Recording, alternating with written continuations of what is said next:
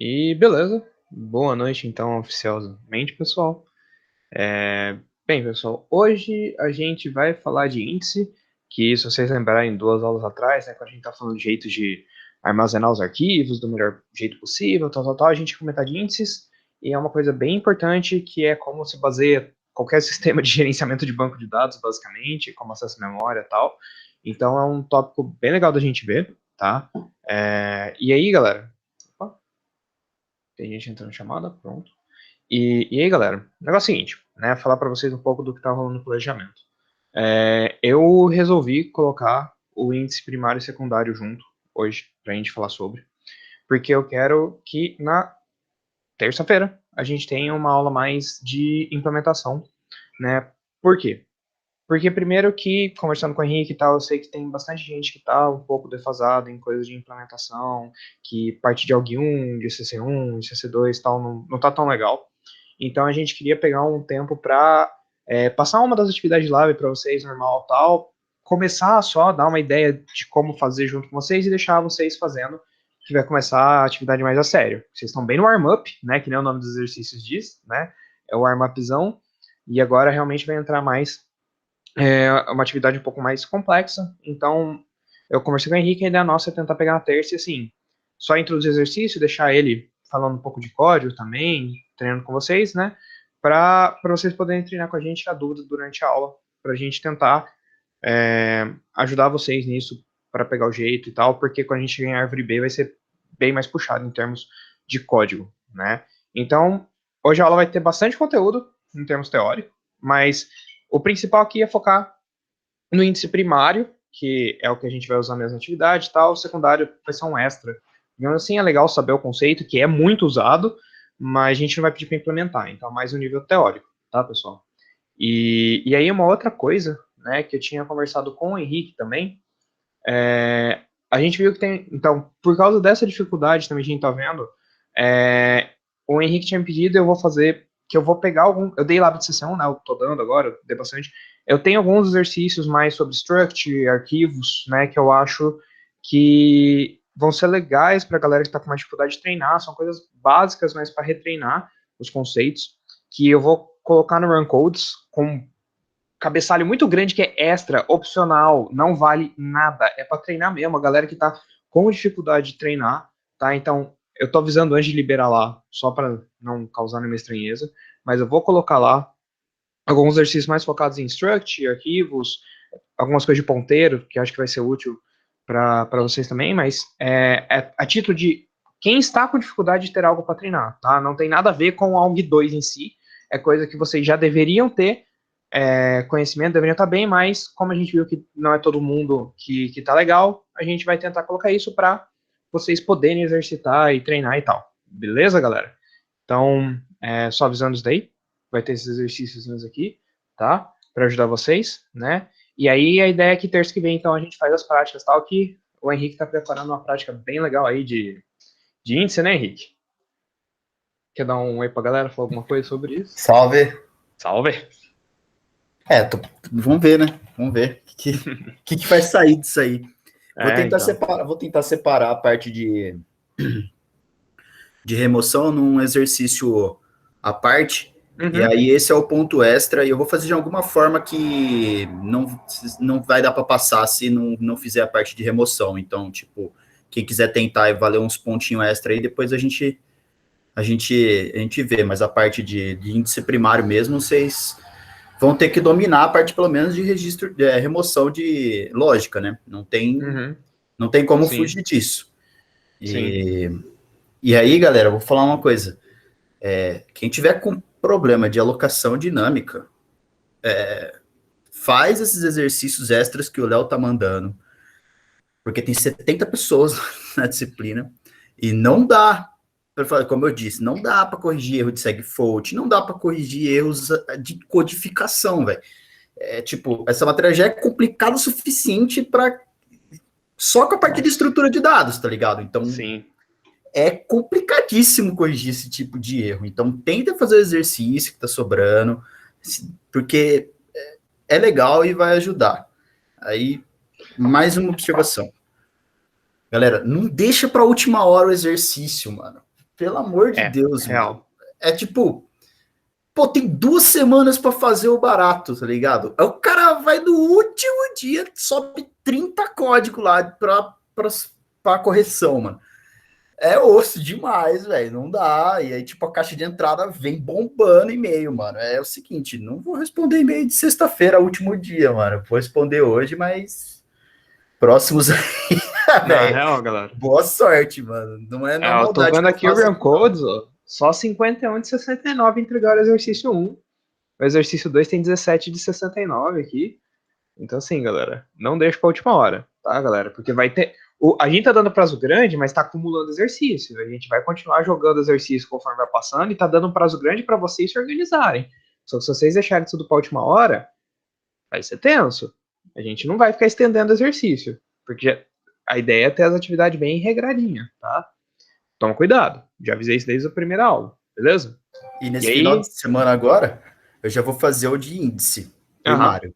Sim. E aí na segunda-feira, ou às vezes até no próprio final de semana, eu já abro ele e já vou deixar estendido para 2 semanas, tá ligado? Sim. A Então, gente vai dar faz. aquela ajudada. Então. A gente Faz. vai. Pode falar, Léo, desculpa. Eu Não, tipo, só aquela tava ideia. A gente desabafando. vai, na terça-feira, dar aquela introdução que a gente tinha combinado com você, né, Henrique? Da gente passar um básico aí. O Henrique até me passou o código dele, da graduação e tal, pra gente usar de base e tal. Mas, assim, vai ser só a pontinha do iceberg do exercício que a gente vai passar, assim, dar uma ideia para vocês. E aí, galera, vocês têm que fazer o resto. Então, assim, a gente vai estar aqui na aula na terça para tirar dúvida em tempo real, tal. Aproveitar que nem todo mundo pode ir na monitoria, mas assim, galera, é para fazer. Beleza? Ah, Léo, só mais uma Diga. observação. Eu sei que, tipo, o peso dos exercícios, ele, de forma global, cada Uhum. exercício pesa pouco, né? Sim, Então, sim. tipo, é possível passar na disciplina sem fazer os exercícios, a não ser que você tire 3, né? Naquela condição que Sim. tinha sido Sim, dá pra fazer o proposta. mínimo, digamos assim. É. Só que aí, tipo, se a galera quiser abandonar os exercícios, na paz, pode abandonar. Só que na hora que chegar no trabalho, na árvore B, não vai fazer. É. Assim, galera, é real. A árvore B vai usar ó, esses princípios todos para construir a árvore, tá? A noção de índice é importante. Então, assim, além de estar com ponteiro, as coisas tudo em dia. Então, galera, o exercício é para ajudar vocês a estarem em dia com a disciplina. Assim como a prova vai ser para vocês conseguirem pegar bem o conceito. O que vai pegar mesmo, galera, é o trabalho. Né? Então, cuidado, assim. Só recados gerais. Beleza, pessoal? Ô, Léo, Diga, Thiago. uma dúvida. Aham. As notas dos exercícios, elas vão ser diferentes do que estão do Run Codes lá? Vocês vão corrigir os exercícios na mão ou é só correção automática? Então, eu vou deixar o Henrique dar a opinião dele, mas assim, galera, não vai dar para corrigir caso a caso todos, né?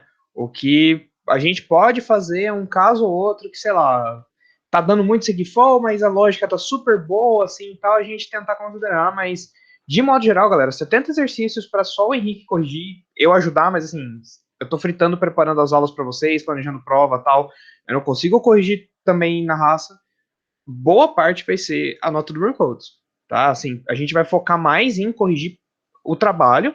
A prova também vou fazer um jeito de correção automática e discutir com vocês a prova depois, as respostas que eu esperava, né, para revisar. Mas assim, galera, não dá muita condição da gente corrigir caso a caso, código a código, tá? O Henrique aí, se quiser, né, dá um palpite, Tem mas... algumas coisas que, por exemplo, são questões que nem você abre o exercício, você vê que o cara zerou o negócio, mas você vê que a saída tá batendo no exercício, só que tem alguma particularidade, foi algum caractere de escape a mais ali que não bateu, beleza, tranquilo, você abre, olha lá e beleza, passou tudo, é 10, tá ligado? Não tem motivo para ficar, nossa, não passou, eu vou abrir, tá ligado? Caso de teste, vou ver, legal, passou tudo aqui, tranquilo, só não bateu com o diff do Run Codes, não tem problema, beleza? Uhum. Agora sim, o cara submeteu o barato com erro, tá ligado? Tá com erro. Aí, mano, tipo, vou olhar o caso, um caso, assim, específico e ver o que tá acontecendo lá. Se eu não conseguir entender o código, aí não vai ter jeito, né? Não tem muito o que fazer. Aí o Léo tá batendo bastante nesse ponto de fazer o código bem bonitinho pra gente poder conseguir corrigir o negócio legal, tá ligado? Agora, se ficar aquele macarrão legal, não vai dar pra corrigir, né?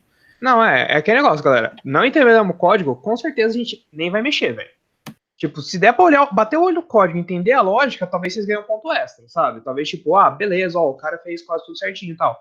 Só que assim, tá macarrãozão, velho, espaguete, cara, provavelmente a gente não vai conseguir corrigir o negócio, sabe? Tipo, não dá. Com um monitor e o professor sem pai nem nada, a gente não tem como dar essa atenção para 70 alunos, né? A gente deixou entrar 70 alunos para vocês se formarem, porque tinha muita gente que tá precisando de matéria para formar, só que o trade-off é que não vai dar pra ter uma atenção individual de exercício, assim, né? E a A gente não monitoria tá aí pra ganha. ajudar. E a gente não ganha 14 mil por mês, né? Exato, eu ganhei 1.300 para dar essas aulas. Tá lá público para quem quiser ver. Somando o meu com o seu, dá R$ 1.700. Exato. Então fica complicado. Galera, 12 horas professor temporário ganha 1.300. E aí minha bolsa do doutorado 2.200. É tudo que eu ganho. É isso. Pois é, galera. Mas assim, tamo aí, tá? A gente vai tentar o que puder, só que assim, é inviável, né? Um por um, tá, pessoal? Beleza? Então, se passou nos códigos do Run Code, sucesso, então. Não, isso é sucessão. A não ser que, sei lá, dê plágio. Se você falou do amiguinho, a gente vai olhar e falar, Os caras não precisam gerar também, né? Tipo, não precisa forçar a barra, né? Mas assim, passou, velho, tá com 10 lá, a não ser que pegue plágio é 10, acabou. Não esquenta não. Beleza? Salve, pessoal. Então vamos começar a aula, que tem bastante coisa pra falar hoje. Tranquilo? Tranquilo, então. Então, galera, vamos falar de índices, né, que nem eu falei, bem importante, e continuando, né, a parte de organizações de arquivo, recuperação de informações, etc. O que é um índice, né, pessoal? É um mecanismo para eu localizar a informação através de uma chave, certo? Uma chave, um valor de chave, né, fazendo um mapeamento. Galera, isso é super importante, é um conceito que Dictionary usa, que muita coisa usa de ter um índice, de uma chave, de um mapeamento, tá? Não é uma coisa exclusiva para arquivos aqui nessa disciplina e tal. A chave é o que leva à localização da informação, tá? Então, por exemplo, o índice de um livro é uma chave que você está usando para achar a página dele, o conteúdo dele, né? O catálogo lá da biblioteca, vou ver a fileira Z, o livro 79, né, tal. Isso é muito útil para agilizar a busca. Então, a gente estava vendo nas outras aulas, né, que mesmo se eu separasse, por exemplo, por delimitador, eu teria que ler até achar o delimitador, cada um sequencialmente. Inviável, né, galera? A gente tá falando de arquivos que é para ter coisa de milhões de bytes, bilhões de bytes. Imagina você ler sequencial. Não dá. Eu posso salvar byte offset, eu posso salvar essas coisas. E aí o índice exatamente eu tentar salvar isso de uma maneira prática, né, esses meus byte offsets e afins. Então, para o caso específico de arquivos aqui no nosso contexto, né, ele permite localizar os registros bem rápido, certo? E eu não preciso reorganizar o arquivo de dados conforme modificar. Eu posso modificar só meu arquivo de índice, dados alguns casos que a gente vai ver aqui, tá? Então, e outra coisa muito importante é que o arquivo de dados, né, meu arquivo de milhões, bilhões de megas ali, ele não precisa ser ordenado. É só o índice que precisa estar ordenado, né? Então isso é super importante, porque um arquivo de índice é muito menor, como a gente vai ver. E aí, o arquivo de índice em si, então, esse cara que eu estou falando, né? É o index file, que vocês não vê em inglês, né? Ele impõe uma ordem ao arquivo de dados, sem eu precisar rearranjar o arquivo em si. Isso permite o acesso a registros via chave, certo? A chave, o identificador dele, sem precisar varrer os dados. Isso é a grande vantagem, tá? Ele permite, então, várias visões diferentes de um mesmo arquivo de dados, isso é muito legal. E aí, galera, quando vocês forem mexer em banco de dados, vocês vão ver, principalmente se vocês fizerem optativa de laboratório, é que vocês veem mais a parte de view, né, de banco de dados, criar views diferentes, visualizações diferentes do banco de dados, que é super útil, né, se qualquer coisa que vocês forem fazer que mexa com banco de dados, seja web, seja banco de dados em si e tal, é ultra útil saber essa questão de view. Ela é feita através de índices secundários, que a gente vai ver mais pro fim da aula. E, óbvio, ele vai permitir, então, acesso rápido a arquivos de tamanho variável, né? Então, a gente não precisa ficar salvando o offset no arquivo e percorrer o arquivo, a gente não precisa ficar procurando delimitador, não precisa procurar tag keyword, nada disso. A gente só olha o nosso arquivo de índice, que é muito menor, e dá para fazer muita coisa legal com ele, tá? Então, primeiro a gente vai falar do índice primário, que é o mais importante, que vai ter atividade lá prática sobre ele, inclusive, né? E depois o índice secundário, tá? O índice primário. Vamos falar um exemplo aqui. Eu tenho um arquivo de músicas, né? O mesmo arquivo que vai estar no livro teórico, se vocês encontrarem o livro, né? Não baixem pelo libgen. Mas assim, tem lá, né, se vocês procurarem o livro, quem tiver o PDF, ou tiver pego o livro físico, que nem tem mais para vender direito, porque é de 82, mas dá para comprar por uns R$ 600 na Amazon, tem lá esse exemplo, o livro é muito bom, na real, mas o que acontece? Eu, por exemplo, tenho um número de identificação da minha música, certo? Eu tenho um título, eu tenho compositor ou compositores, eu tenho artista ou os artistas, eu tenho uma label, né, o rótulo da gravadora, certo? E aí, eu posso ter uma chave primária que geralmente eu combino mais de um dado para criar aquela minha chave primária. Por quê? Porque a ideia é não ter repetição. Então, se eu combino dois dados que dificilmente vão se repetir os dois, a combinação dos dois, eu garanto uma chave primária única. Que aí vocês provavelmente viram alguma coisa de hash, né, em ICC2. Geralmente vem em CC2 um pouco de hash. E a ideia é mais ou menos essa, né? Eu criar um identificador único para resgatar o meu dado, beleza? Então a gente vai ver aqui, né? Olha só, imagina que eu tenho um arquivo de dados. Isso daqui é o que a gente estava fazendo nessas nossas aulas até agora, essa tabela maior aqui. Então, ó, imagina, estão separados por delimitadores, arquivos de tamanho variável, né? Isso aqui e tal, meu arquivo de dados. E eles têm aqui, então, o byte offset deles, né? Isso aqui é o offset deles de onde eles estão no arquivo mesmo, físico, né? E ele é armazenado em disco, tá? É o arquivo geralzão. E aí eu vou juntar aqui, então, o meu ID dele, né? E a minha, aliás, meu ID e a minha label, certo? Que eu tava falando aqui. Lembra? Eu falei, ó, label e o ID number, certo? Eu junto os dois e crio uma chave, que é este valor que tá na tabela da esquerda. Essa tabela da esquerda, galera, é o meu índice, né? O índice que a gente tanto fala. O que ele é? Ele é uma tabela, ou seja, um arquivo guardado em pares, né? Que aí a gente chama de formato de tabela, mas vocês podem ver do jeito que vocês quiserem, né? Que basicamente, então, uma coluna é a chave, né? O identificador único daquele meu registro e o offset dele no arquivo. Então, ó, o ANG3795. ANG3795, 167. Aí esse que está marcado, FF245, é o 442. Então ele tem aqui o índice dele, né?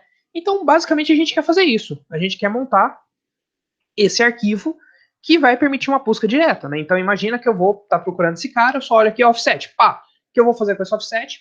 Dar o meu fseek lá no meu arquivo em disco, e pegar ele direto ali, pá, abrir ali só esse dado, acabou, não precisei carregar 1 GB na minha memória para procurar ele, né, e ficar fazendo vários carregamentos, qualquer coisa assim. Eu só pego esse arquivo minúsculo, carrego, acabou, né?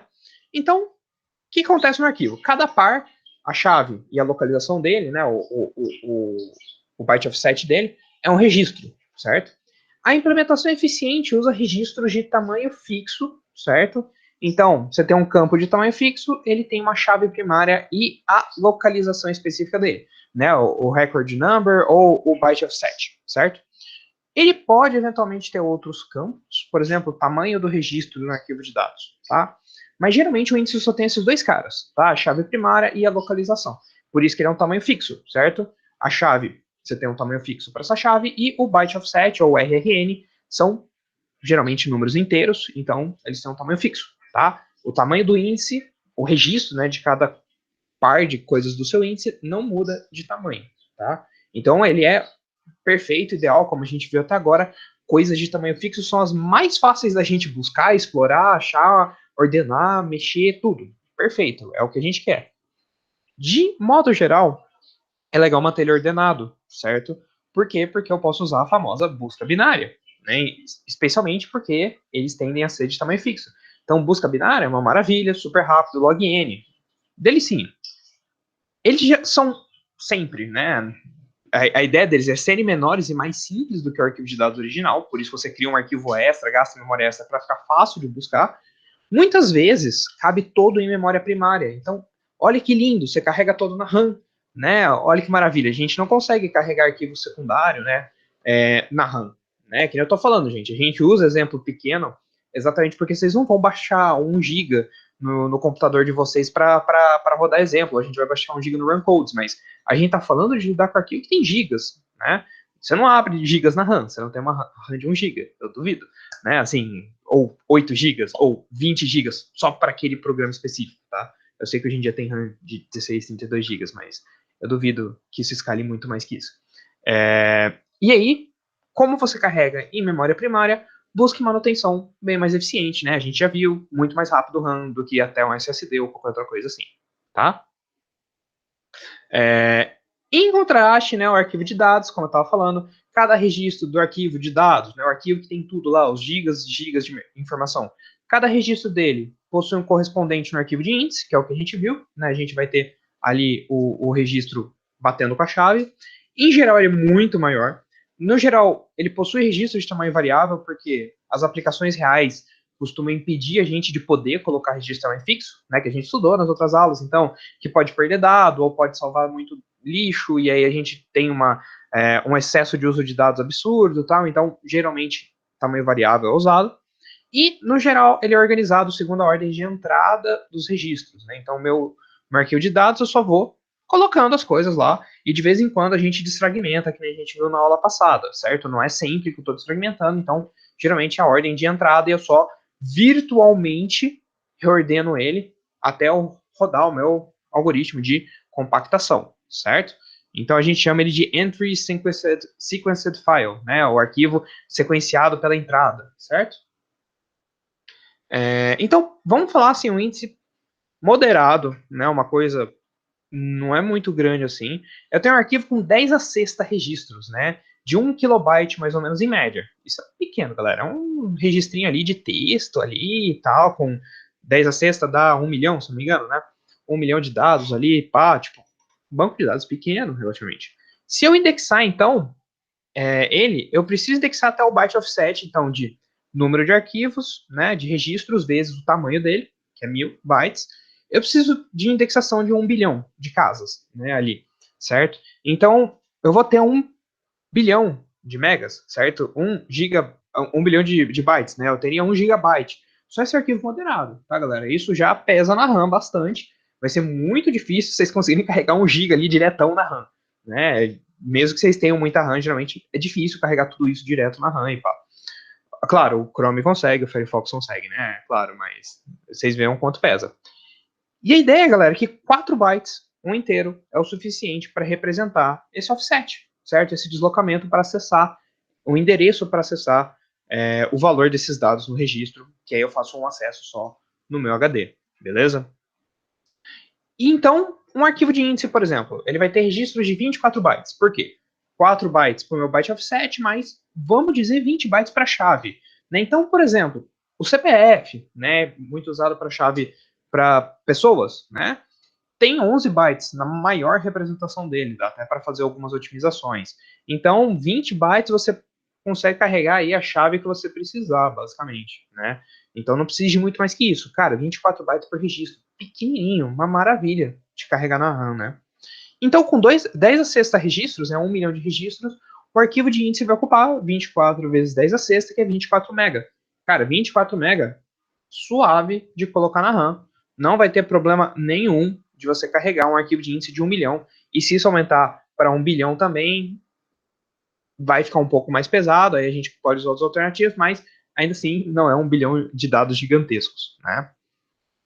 O que a gente faz de operação básica? Então, como construir ele? Como que a gente vai fazer? Isso é a parte importante aqui, né? Como a gente vai criar esse arquivo, como a gente vai manter, como a gente atualiza registro, deleta, etc. Né? Então, a gente tem a criação dos arquivos de índice e dos dados, né? Então, o index file e o data file. A gente carrega o índice para a memória, em geral, num vetor normal, tá? A gente faz a busca, a gente faz inserção de registro, atualização de registro e eliminação de registro, tá? São as operações que a gente normalmente usa em cima do arquivo de índice. A busca, né? Geralmente, a localização da chave é rápida. Se a gente manter ele ordenado, a gente usa busca binária. Se não tiver ordenado, usa busca sequencial. Mas, em todo caso, né, é pouco dado, então a busca sequencial, por mais que seja lerda, dá para rodar mais ou menos bom, só que o ideal é manter ordenadinho, fazer busca binária. Não costuma ser difícil de manter ordenado esse tipo de arquivo, porque ele é pequeno. Então, a localização e recuperação dos registros de dados, a gente está falando do nosso arquivão, que está ali com todos os dados do registro que a gente está procurando, né? É OD1, acesso externo. Por quê? Porque se eu já carreguei meu índice na memória, eu só acho ali o offset daquele registro específico no meu arquivo de dados vou lá, dou um seek ali direto para aquele cara e volto, né? Qualquer consulta baseada na minha chave é OD1, certo?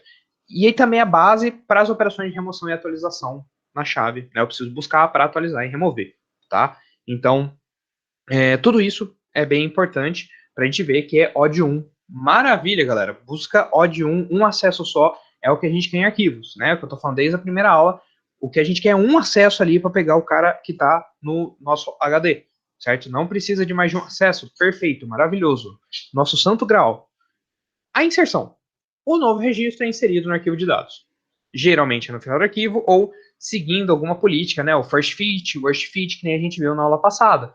Então, o que acontece é que geralmente a gente vai ter ou colocar no final, ou quando a gente está usando essas políticas que são boas de usar de modo geral para evitar a fragmentação, né? A gente usa ela aí para já inserir o registro.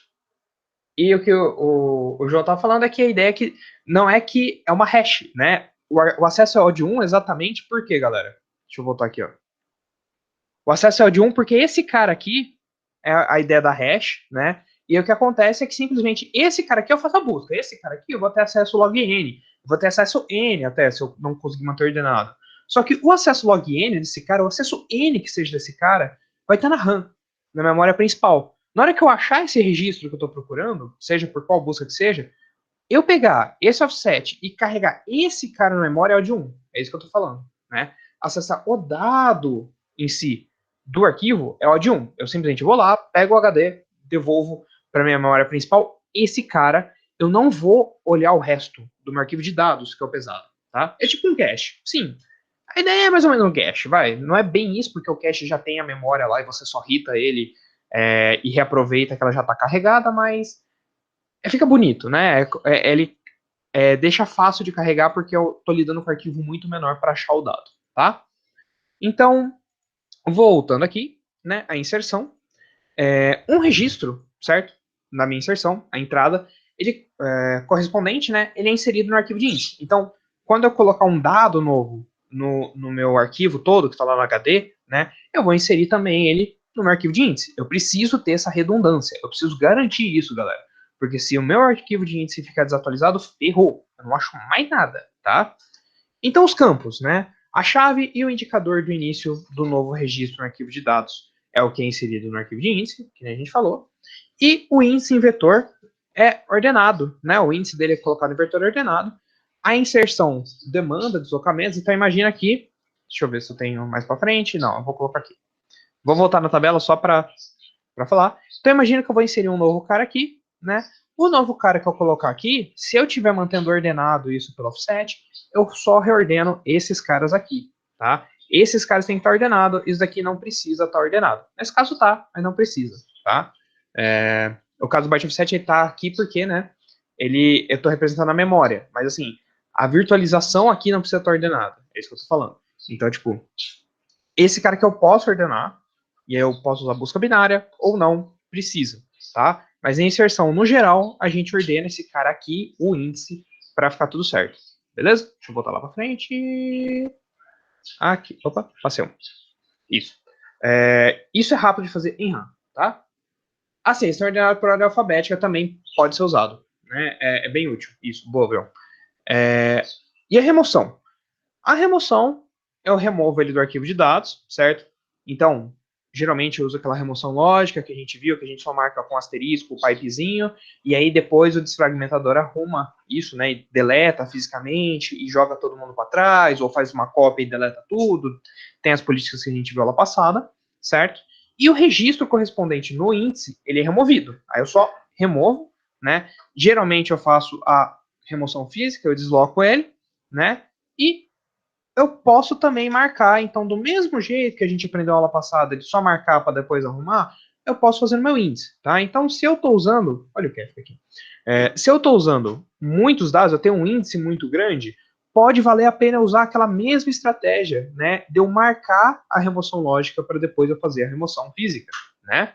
Então, galera, eu posso usar o mesmo dos dois, né? Dá para fazer a mesma coisa se eu precisar, tá? A mesma técnica que vocês aprenderam lá na fragmentação serve para cá pro índice, tá?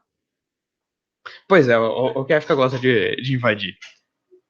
E aí, né, o registro, quando eu estou atualizando, né, eu vou atualizar agora. Atualização geralmente é uma remoção seguida de inserção, certo? Que a gente viu na aula passada, né? Retrasada, perdão. O registro, eu altero ele no arquivo de dados, certo? Eu estou atualizando algo no meu registro de dados, eu atualizo lá.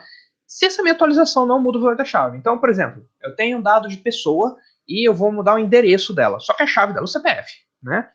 Não mexo em nada. Se eu não aumentar o tamanho do registro, deslocar o resto das coisas, nada, não mudo nada no meu índice.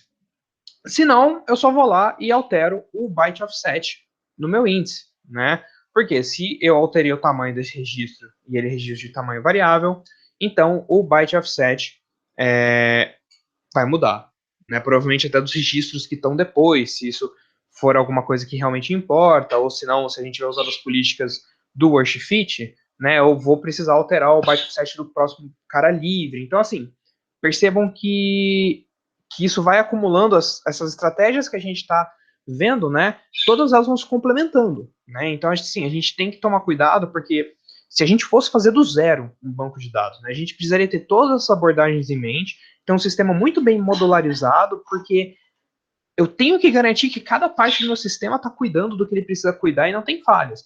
Porque se eu esquecer de alterar alguma dessas partes aqui, não vai estar tá legal a redundância, vai explodir o sistema, né? No tipo da música, como a gente estava usando o label, né, e o ID, então se eu não mudasse o label da gravadora ou o ID, que geralmente não muda, né, então se fosse o nome da música, o compositor ou qualquer outra coisa assim, seria esse caso de eu atualizar um registro que não é a chave, né? Porque é o que eu falei no começo, galera. A chave, eu decido o valor da minha chave para o meu índice, tá? Ela depende da minha aplicação, depende do que é mais único para os meus dados. E aí, se o valor que eu estou alterando não for da chave, não preciso mudar nada, a não ser que mude o tamanho do registro, que aí eu tenho que mudar os offsets, tá? Então, de modo geral, mantenho o mesmo. Se a atualização mudar o valor da chave, então eu tenho que alterar o registro no vetor de índice da RAM, né? Porque eu realmente mudei ali o primeiro dado do meu índice primário, certo? Eu mudei ali e eu falei, olha, agora esse cara e a chave para achar ele não é mais aquela, é outra. Mudou a chave para eu buscar o cara, tá? E aí, se necessário, eu mudo o byte offset, eu vou reordenar o vetor de índice se eu estiver mantendo ele ordenado, para manter a busca binária, etc. E no índice de atualização, ela pode ser tratada como uma remoção mais inserção, né, como geralmente a gente está tratando aqui nos casos, certo? E aí, ao final de uma sessão de operações, né, então eu fiz aí as operações, tudo que eu precisava no meu banco de dados.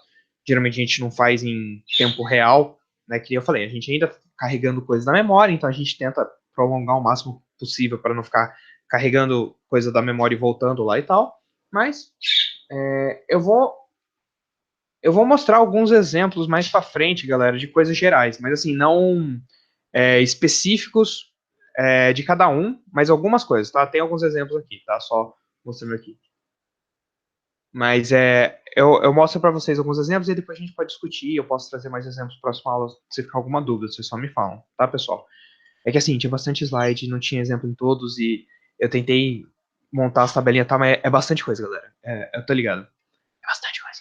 Mas, ficando qualquer dúvida, vocês me falam. Na próxima aula eu monto os exemplinhos e mostro para vocês se os exemplos não forem suficientes, tá? Vocês só me avisam. E aí, pessoal? Então, só terminando então a política de atualização, ela é definida de acordo com as características da minha aplicação. Então, de novo, caso valha a pena eu deletar na hora, eu deleto na hora, senão eu virtualizo e só fragmento depois, desfragmento no caso depois, ou se eu precisar fazer um worst fit, best fit, qualquer coisa assim, isso eu defino para cada aplicação, que nem a gente comentou já nas outras aulas. Mas é muito importante, né, que os programas que acessam os arquivos se protejam contra os índices desatualizados, que eu falei para vocês. Então, se cair energia, se der um crash do sistema, né, ou software, ou hardware pane e tal, o que eu posso fazer então para prevenir isso? Né, a gente tem algumas estratégias, tá? É fundamental implementar então um mecanismo que permita eu saber se o índice está atualizado em relação ao arquivo de dados. Os bancos de dados têm, é super comum fazer isso e tal. O que é possível de fazer? Por exemplo, uma flag de status. Então eu tenho um modozinho lá que fala, olha, se a flag estiver setada ali no arquivo de índice, num valor tal, for mantido, eu sei que alterou ou não alterou, tá? Então, o que acontece? Ela está lá no arquivo de índice, né, mantida em disco, assim que a cópia de memória dela é alterada, certo? Ela pode ser mantida no registro cabeçalho do meu arquivo índice. Então, de novo, né, a ideia de você colocar algo no cabeçalho do seu arquivo, que é de utilidade geral, para eu não ter que salvar num lugar separado, tal, eu deixo ela ali no meu índice para aproveitar o mesmo espaço, o mesmo acesso a disco que eu já ia fazer, certo? E aí a ideia é que eu atualizo essa flag sempre que o índice é reescrito no disco. Então, por exemplo, sei lá, eu vou aumentando ela sequencialmente, né, e eu percebo que, nossa, o valor que eu estava verificando aqui está diferente do valor do arquivo. Putz, aconteceu algum problema, né? E aí, se um programa detectar que o índice está desatualizado, ele ativa a função que reconstrói o índice a partir do arquivo de dados, né? Então a ideia é mais ou menos manter essa flag atualizada. Deixa eu ver. Galera, vocês podem pedir coisas para eu explicar, tá, galera? A gente só tava falando dos 1400 a título de curiosidade, mas, galera, relaxa, perguntem, tirem dúvidas, tá? Não necessariamente é um boolean, tá, Lucas? Geralmente pode ser um inteiro, uma sequência, alguma coisa assim. O importante é que eles saibam os dois, o arquivo e quem está acessando a aplicação saiba qual é esse registro, tá? Então, por exemplo, você pode ter uma flag de status no arquivo índice, e aí quando você está lendo, por algum motivo, quando você vai ler de novo, né, ela ali, você percebe que ela está num número diferente do que você tinha guardado em RAM enquanto você estava acessando. Alguma coisa deu errado, então você pega e fala, opa, pera, refaz aí, tá? Então, vai depender muito da aplicação, tem jeito diferente de fazer a flag, não vou entrar em muitos detalhes aqui, tá? Mas geralmente é só uma flag de redundância, que nem, por exemplo, em web, que a gente tem o handshake e tal, é só para ver se realmente está tudo certo, tá? Então, assim, se quiser, a gente pode passar algum link depois que fala um pouco mais das flags e tal, se vocês tiverem curiosidade, mas é tranquilo, assim, tem vários jeitos de fazer, não tem um só, tá? E aí, galera? Por enquanto aqui, beleza, eu vou mostrar exemplos no arquivo de índice grande das atualizações, e eu acho que dá para dar uma ideia melhor do resto, mas se tiverem qualquer dúvida, vocês vão mandando, tá? Se o índice, então, não cabe na memória primária, que nem eu falei, se a gente tivesse 1 bilhão de inserções, o índice já teria na casa do giga. Complicou, nem meu índice mais eu consigo carregar. O que eu faço? Eu vou ter que fazer o acesso à manutenção em memória secundária, mas nada vai mudar no arquivo de dados. Meu arquivo de dados em si, os registros são salvos, só o índice que muda como eu faço, tá? A busca sequencial não é tão legal, né? Eu preciso de ODN acessos, certo? E a busca binária logn fica mais legal, só que ela pode demandar um acesso para cada registro verificado, e aí complica, porque pelo menos a sequencial pode ser que consiga pegar vários registros de uma vez por página, por questão da página, tá? Então, aí, por exemplo, como ficaria a remoção? Né? Porque agora a remoção não é trivial, não está ali na RAM e eu só desloco o meu vetorzinho ali que está no programa direto, né? Uma alternativa, se eu tiver que o meu índice está na secundária, eu desloco todos os registros lá da frente do arquivo de índice, né, para preencher o espaço removido. Mas como a gente já viu na questão de fragmentação, tal, galera, isso é pesado, né? O custo computacional de tudo isso é muito ruim. Segunda alternativa, coloca o marcador, que nem a gente fazia lá para a questão de fragmentação, e encadeia o registro removido em uma lista de registros de índice que estão disponíveis, certo? Análogo ao que a gente viu, tá, galera? Então, lembrando aqui, galera, geralmente, né, quando o mesmo arquivo de índice ele está salvo em sequência, certo? Dependendo de como ele estiver salvo em sequência na memória, na parte de memória mesmo, né, eu posso me beneficiar de como eles estão em sequência, eu consigo ler a página inteira e carregar um bloquinho, um clusterzinho por vez, né, dos meus registros ali do meu índice, né, sequencial. Só que se for uma busca binária, a busca binária vai pegar de um lado, do outro, de um lado, do outro, né? E aí, com isso, é bem provável que eles não vão estar na mesma página, certo? Se eu estou verificando um lado, outro lado, um lado, outro lado, certo? Então, o que acontece é que com a busca binária, apesar de ela ser log acesso, pode demandar um acesso para cada vez que eu for verificar um registro por conta de eu ficar procurando em lugares físicos, né, diferentes, certo? Então, é mais esse ponto mesmo, que na busca sequencial, se o meu registro não ocupar uma página inteira, né, e ele for sequencial na memória em si, né, na parte de paginação, eu consigo recuperar uma página de registros que eu busco sequencial, tá? Mas assim, é o tipo de coisa que a gente teria que analisar caso a caso, ver o tamanho dos registros do arquivo índice, ver se eles têm a tendência de ficar na mesma página, se a gente está mantendo atualizado ele sequencial na página ou não, e tal, tá? Mas a ideia principal é essa, né? Que se eles estão sequencial, eu simplesmente posso carregar um bloco deles de uma vez, né? O STO vai carregar sem a gente pedir abertamente, mas a busca binária, a chance disso é muito menor de acontecer, porque eu estou olhando um lado, olhando o outro, olhando um lado, olhando o outro, né? Pingando de um lado para o outro no arquivo, tá? E aí, a alternativa 2, então, o que acontece? Né? A inserção vai respeitar a ordem da chave, certo? Para eu permitir a busca binária, certo? E pode não valer a pena manter e percorrer listas de disponíveis com baixa possibilidade de sucesso, certo? Então, se eu tiver a minha lista disponível, só que quase nunca couber alguém, né? Porque geralmente esses arquivos são bem pequenos, então tem uma fragmentação grande, né? Não vale tanto a pena de eu ficar mantendo essa lista se eu nunca consigo colocar ninguém aqui, certo? Então, opa, tem pergunta do Henrique aí depois, galera. Leem aí depois. Mas a ideia, galera, então, ó, imagina assim, esse é o meu índice, certo? Eu tenho meu registro aí de número, né, que é o meu índice, já que é fixo no arquivo. Aí eu tenho a chave da minha aplicação. Eu deletei ela, lembrando, aquela deleção virtual, né, que a gente coloca asterisco, pipe, e a gente coloca o tamanho, né, do que tem pela frente sobrando, né, aliás, o índice do próximo cara. Então, esse daqui fala, ó, o próximo índice livre é o 2, né? Lembrando, o cabeçalho fala que é o 2. Esse que fala, ó, é o 6. Aí vem no 6, ó, o próximo é o 9. Chega no 9, opa, não tem mais ninguém livre. Acabou, já era, né? Adiciona lá na frente se não coube até agora, tá? Então, é igual o que a gente viu na aula passada dessa marcação, tá? E aí, galera, então, é a mesma ideia, tá? E aí tem a alternativa 3, que eu só marco o registro como disponível.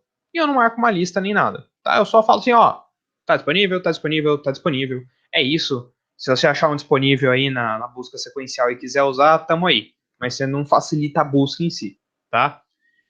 Então, o que acontece, né? Se eu usar só essa lista, se eu só marcar, quer dizer, se eu não tiver a lista, se eu só marcar, quando eu for inserir, qual cuidado eu tenho que tomar? Né? Para a busca binária, a chave inserida precisa respeitar a ordem do índice, então eu busco pela localização onde a chave deveria ser inserida, com a busca binária, certo? Eu vou buscando, pá, achei. Se a localização de onde a página devia estar na busca binária estiver disponível, beleza, né? Pá, tranquilo.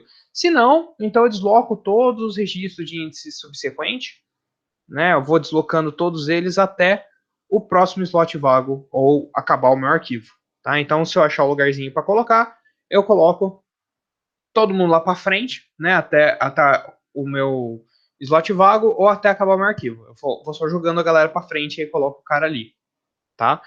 De novo, é uma coisa que gasta um certo custo computacional, porque eu vou ter que deslocar todo mundo para frente só para caber aquele cara no lugar certinho da busca binária, mas é um jeito de eu manter ordenado, né? Sem eu precisar reordenar o arquivo inteiro e sim só o cara que eu estou inserindo, tá? Então, tem esse dado aí.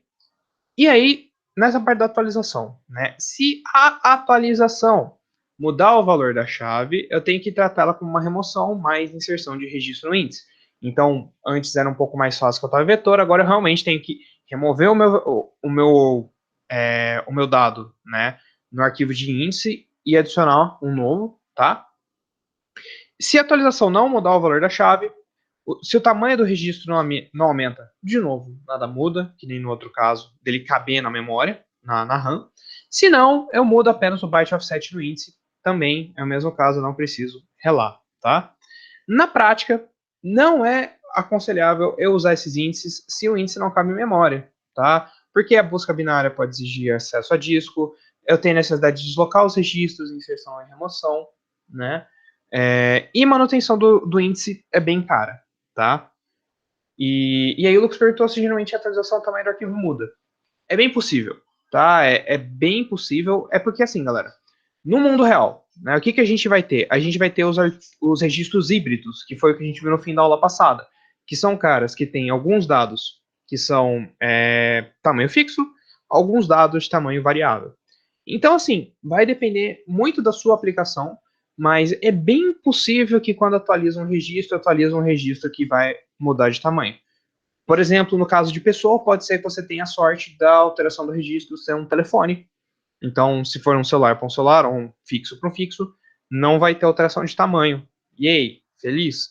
Mas pode ser que seja um endereço e com 99% de certeza, quando o cara atualizar o endereço, vai atualizar o tamanho, e aí você vai precisar fazer essa update. Então, inclusive, por isso, né, que se o seu se você tiver um arquivo grande o bastante que o índice não cabe na memória RAM, cara, não usa índice, tá? Não vale a pena. A gente usa outras abordagens, porque um arquivo de índice vai acabar te dando tanto acesso a disco quanto você não ter o arquivo de índice, às vezes, né? Então, assim, não vale muito a pena o esforço, tá? Mas aí a gente tem alternativas, que é o que a gente vai ver nas próximas aulas, né? Que ele pode ser melhorado com abordagens de indexação mais sofisticadas, certo? O hashing externo, por exemplo, que tem o máximo desempenho processo direto, né? Eu quero acessar aquele cara específico, beleza. Agora, para deixar ele organizado, eu tenho um custo maior.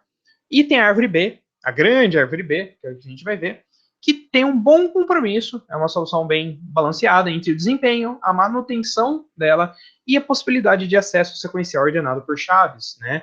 Que o grande problema do hashing, galera, é se eu quiser acessar sequencialmente valores, né? Se eu quiser acessar um bloco de valores, alguns valores tal, e aí o hashing é uma solução que não é muito legal para isso, apesar dela ser muito útil de modo geral. E aí a B-Tree, né, e as variantes dela mais ainda são as soluções geralmente mais usadas por ter esse custo-benefício geral melhor. E a gente vai estudar, com certeza, B-Tree. Tá, pessoal? Então, do índice primário. Galera, eu tento preparar uns exemplos visuais para ajudar a entender essas partes aqui de manutenção. Eu acho que realmente seria legal colocar eles, tá? Mas, tirando isso, né, assim, tem alguma dúvida sobre índice primário, que eu vou falar de índice secundário. Então, para a gente ir para a segunda parte, que é a continuação, né, não tem muita diferença aqui, é só uma extensão deles. Tá tudo tranquilo até agora, galera? Belezinha? Suave? Ô, Léo, Oh, fala, Henrique. se o pessoal quiser, Uhum. eu posso preparar um vídeo aprofundando mais as estruturas, assim, formatinho de um índice, ou como ele vai estar gravado ali dentro do registro. Você pode criar um header para o registro, um header para o arquivo como um todo. Aí vai do pessoal aí, se eles acharem que precisa, eu até gravaria. Porque também, galera, isso é uma boa ideia, Henrique, mas também a gente na aula que vem, né, a gente vai mostrar a base disso, né, que o Henrique até cedeu aí o código dele de índice que tá bem legal. Eu queria mostrar a base para vocês, a estrutura, antes de passar o exercício, né, então a gente pode também ver em código, que eu acho que ajuda, mas esse tipo de visual acho que vai ser bem legal, né, então, se o Henrique aí tiver disposto, a gente Eu pode faço. fazer. Eu só tava se o pessoal achou legal o modelo lá dos vídeos, tipo, aquele vídeo lá é mais para ajudar mesmo. Então, tipo, se vocês tiverem alguma dúvida e quiser um aprofundamento, se for a maioria, o próximo que eu gravar, eu gravo disso. Senão, tipo, eu pego algum tema aí, algum outro tema interessante aí, que tiver na cabeça. Não, uma boa, galera. Beleza, então. Beleza, galera. Beleza. Então, índice secundário. Vamos lá ver mais um pouco. Aqui tem vários exemplos, acho que ajuda mais ainda a ver, né? O que acontece, galera? A gente está falando, né, de um índice primário que vai juntar um nome com o outro, papapá, tal. Beleza, legal, mas, cara, quem vai procurar, né, ANG 3795 quando o usuário quer, sei lá, a Sinfonia 9 de Beethoven? É algo que não condiz com a funcionalidade real da aplicação, certo? A gente está criando uma camada lógica que funciona bem para o código, mas para o mundo real, ninguém vai usar, né? Tipo, Você não vai saber de cor o negócio para procurar o ser humano mesmo. Você precisa de alguma coisa para abstrair isso e ser algo usável por seres humanos, pelo seu usuário final, tá? Então, a gente vai ver exatamente como fazer isso, né? Tudo isso para buscar estruturalidades dentro de um arquivo? Então, depende da aplicação, mas assim, geralmente você pode ter um arquivo ou vários arquivos que aí podem ter visões, que é um jeito de você enxergar esses arquivos, e aí você tem virtualmente mais arquivos. Mas assim, eu não vou entrar muito porque isso é BDzão, vocês vão cansar de ver.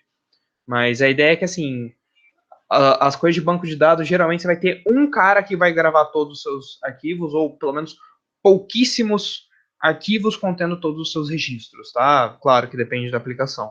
Mas geralmente sim, você vai ter um arquivo que armazena tudo, ou quase tudo, tá? Então, a ideia mais ou menos é essa, para banco de dados.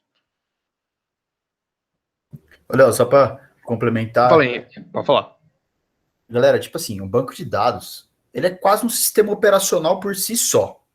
Tipo, é absurda a quantidade de coisas que tem lá dentro, é gigantesca a quantidade de parâmetro e fine tuning que você pode fazer ali dentro, de ajuste fino, de caching, de paginação, tamanho da página, a parte de indexação. Então você pode trocar de uma árvore B para uma árvore B plus, para um índice hash. As tabelas são organizadas propriamente em uma outra forma.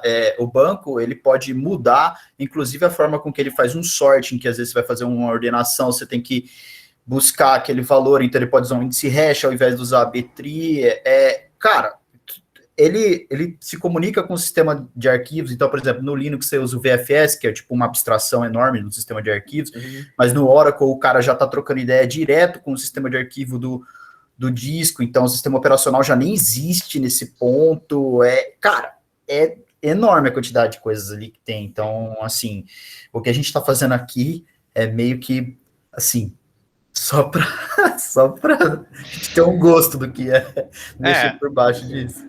Sim. A ideia, galera, é que vocês entendam a base disso, além de aprender vários algoritmos novos que são usados em várias coisas, não só aqui, né? Mas hoje em dia, né, são coisas muito complexas, certo? Que foram construindo, certo? A gente tem aqui coisa. A base dessa disciplina é um livro de 1980. Então, galera, tem 40 anos de tecnologia que foi construindo em cima dessas coisas. A gente está aprendendo fundamento, porque com isso vocês conseguem entender o que está rolando e aprender os algoritmos de qualquer lugar que seja, né? Claro, precisa entender outras coisas que foram construídas em cima, mas é a base que vocês precisam saber, né? Mas são coisas super avançadas, né? Então, assim, quando vocês forem ter banco de dados, não sei se vocês vão ter com a Elaine, com o Robson, que seja, mas provavelmente, né, os professores vão passar muita coisa em cima, assim. É um mundo bem diferente, né? Eu tive com a Elaine, nossa, a Elaine é uma professora maravilhosa, banco de dados, eu aprendi pra caramba com ela, né? E, cara, é um outro mundo, cara, é um outro jeito de programar em cima dos SQL, é um outro jeito de fazer, porque é basicamente, como a gente falou, um outro sistema operacional em cima do seu sistema operacional só para lidar com os arquivos, tá?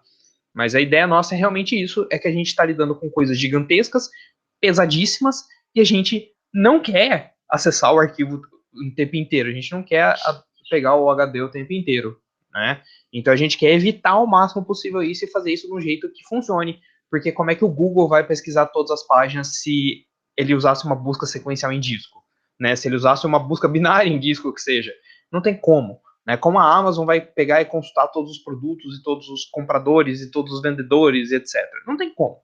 Tudo isso é baseado, começa com isso que a gente está vendo e vai construindo em cima, tá? É basicamente isso. Beleza, pessoal? E agora a gente vai ver, então, como eu busco esses dados como um ser humano, né? Como eu facilito essa visão para o meu usuário, certo? Então, quais os dados da música, por exemplo, de código ANG3795? Geralmente, eu vou usar internamente isso, né, esse valor, para um programa, mas o usuário não vai lá e pesquisa, certo? Mas aí sim, o usuário pode chegar e falar, então, quais os dados aí da Sinfonia número 9 de Beethoven? Opa, o usuário digita isso, normalmente, tá? Então, geralmente, né, quando você pesquisa coisas no Google, quando você pesquisa em qualquer lugar, provavelmente você está usando chaves secundárias, tá? Então, você procura, por exemplo, um título ou um autor de um livro e não um ISBN na biblioteca, tá? E como eu faço isso, né? Como a gente pode implementar isso? Como isso é implementado normalmente? Se o índice primário eu uso só uma chave primária. Você cria, então, um outro índice, certo? Eu crio índices que relacionam chaves secundárias ao arquivo de dados, que é o índice secundário, tá? É isso que a gente vai ver, então. A gente tem dois tipos, a gente vai discutir os dois tipos, que são fracamente ligado, que é o loosely binding, e o fortemente ligado, que é o tight binding. O loosely binding, ele relaciona uma chave secundária a uma chave primária, e essa chave primária é o que a gente viu até agora, que vai apontar para o dado, de fato, no meu registro. E o tight binding, que ele relaciona uma chave secundária diretamente ao registro no arquivo de dados. Né? E aí ela pula essa ideia de uma chave primária. Tá? Primeiro, então, o fracamente ligado. Né? O que acontece? Eu tenho o índice secundário, que vai ter a minha chave secundária, que cada chave secundária ali, né, vai estar apontando para alguma chave primária, e essa minha chave primária é o que vai indicar quem eu procuro no meu índice primário para, de fato, localizar esse dado dentro do meu arquivo de dados, certo? E aí, vale a mesma regra, a ideia é que esses caras aqui sejam pequenos para eu jogar tudo na RAM, e eu procuro um cara na RAM que me dá um índice de um outro vetor na RAM, que esse cara assim me dá a posição para eu dar um fseek nesse meu arquivo de dados, certo? Então, assim, eu só estou adicionando uma camada lógica mais em cima para eu poder comunicar mais diretamente com o meu usuário, tá? Então, por exemplo, eu tenho um arquivo de música, né? Os dados do meu arquivo de dados, né?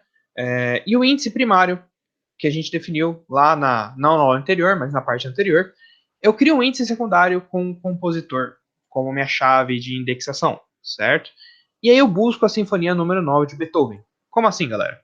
Ó, eu tinha isso aqui, certo? Isso aqui é o mesmo de antes, certo? O meu arquivo de índice que eu já mostrei para vocês lá atrás nos slides. Então, eu tenho o ANG 3795, que vai apontar para a posição no meu arquivo de dados 67.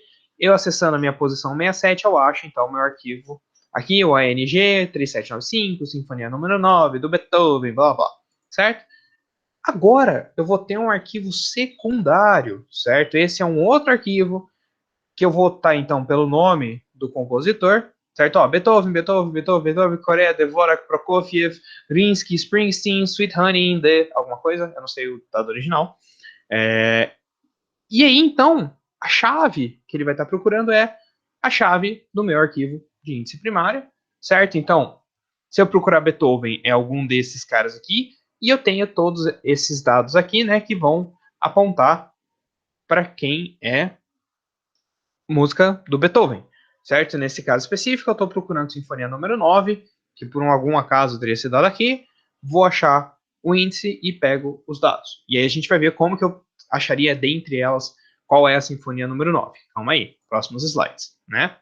Então a gente tem uma diferença muito importante entre os índices dos tipos primário e secundário, tá? O índice secundário, a gente tem múltiplos registros com a mesma chave. Tem chave aqui Beethoven para vários registros diferentes, certo?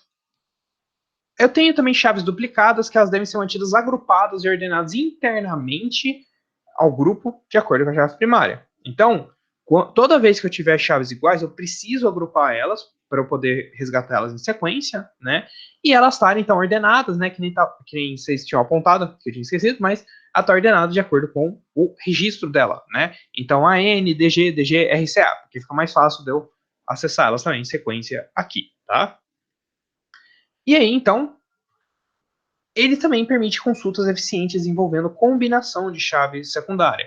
Ou seja, eu posso ter múltiplos índices ali e eu consigo pegar ele, né? Aí eu tenho, então, minhas operações também de update, busca, inserção, remoção sobre elas. Nos casos de YouTube, eles têm que registrar até os erros de registração de secundário. Então, geralmente, galera, eu não sei se o Henrique sabe mais a fundo, mas geralmente eles aplicam um algoritmo em cima do que você digita. Tem o. Caramba, eu esqueci, eu tive que implementar em LabCC1 até o algoritmo, que é um dos mais primitivos dele. Mas existem algoritmos de. PageRank? Não, não era o PageRank, era o de aproximação de palavras mesmo. Eu esqueci o nome dele. Caramba. Ah, tá. Tinha aquele de similaridade. É, o de similaridade mesmo. Eu esqueci o nome dele. Mas a gente tem algoritmo de similaridade entre palavras. E aí, geralmente, ele. Não, relaxa, Lucas, eu parei aqui para a próxima parte mesmo. E aí, geralmente, eles rodam um algoritmo de proximidade de palavra e tentam adivinhar o que você falou. Tanto que você quis dizer blá blá blá, né? Ele tenta procurar aquilo que você digitou errado, na maioria das vezes, né? Ele tenta presumir o que era por aproximação dos caracteres e tal. Distante de Levenstein, isso, Levenstein. É um dos mais básicos que faz isso, né? A distância de Levenstein, mas tem mais aprimorados que tentam bater a palavra que você digitou errado com alguma que eles têm lá no banco de dados e que existe e tal, né? Posso complementar essa parte aí Pode. de primário, Léo? Aham. De secundário, desculpa. Aham. É que, tipo, esse índice secundário, na verdade, não é bem ele não é bem aplicado em banco de dados, entende? Ele é bom para, tipo assim, para a gente trabalhar aqui nessa disciplina, para a gente ter uma ideia e tal, mas na prática a chave secundária em BD é outra coisa, e o banco mesmo ele vai fazer uma outra B-tree. Tipo, se você coloca um unique ali, ele vai fazer outra B-tree, ele não vai fazer uma chave secundária dessa forma que a gente está trabalhando aqui. E os algoritmos do Google, tipo, não dá nem pra gente supor, né? Ah, não. A Sim, gente sim. só viaja aqui falando, mas Sim. ia ser bem legal se a gente soubesse, né? Mas não, o que a gente falou é que assim, a ideia do índice secundário é possibilitar essa visão. É claro que o banco de dados otimiza isso de outros jeitos, e aí eles conseguem fazer outras otimizações que nem sempre a gente consegue saber o que eles fazem, né? Tem coisa que é guardada dos caras, mas isso aqui é o básico que tem de, por exemplo, uma view de banco de dados. É analógico, mas não é exatamente como é implementado, claro. Né? Tipo, mas ele funciona mais ou menos como se eu tivesse uma view de uma base para aqueles tipos de dados, por exemplo, tal. Mas realmente, assim, existe muita otimização, que eu falei, galera. Isso aqui são conceitos de 1980, tá? Que estavam no livro de 1980. Então, assim, evoluiu muito até lá. Só que esse conceito básico é o que permite vocês aprenderem mais adiante e entender o que está rolando, tá? Então, como funcionaria uma busca nesse meu índice secundário?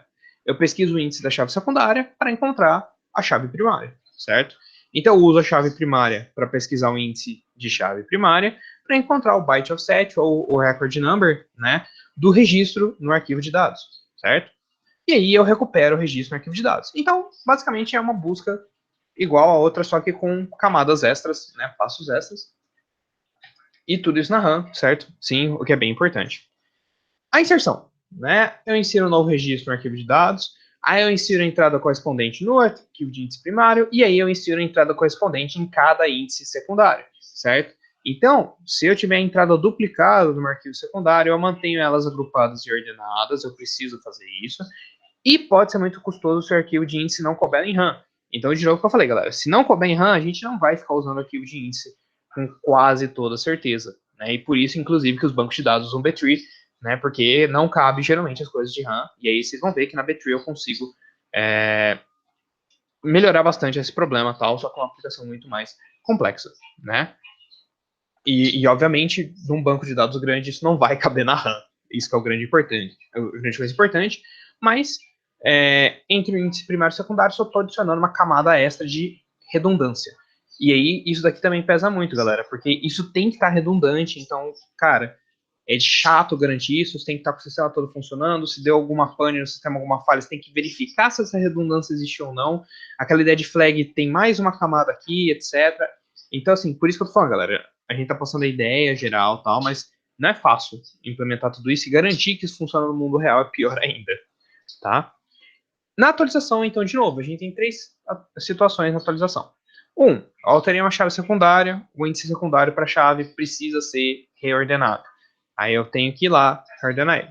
Segundo, alterei a chave primária, o índice primário precisa ser reordenado, os índices secundários precisam ser varridos e as entradas contendo aquela chave primária que foi alterada, né, precisam ser atualizados, porque o índice secundário é o que salva a chave primária, certo?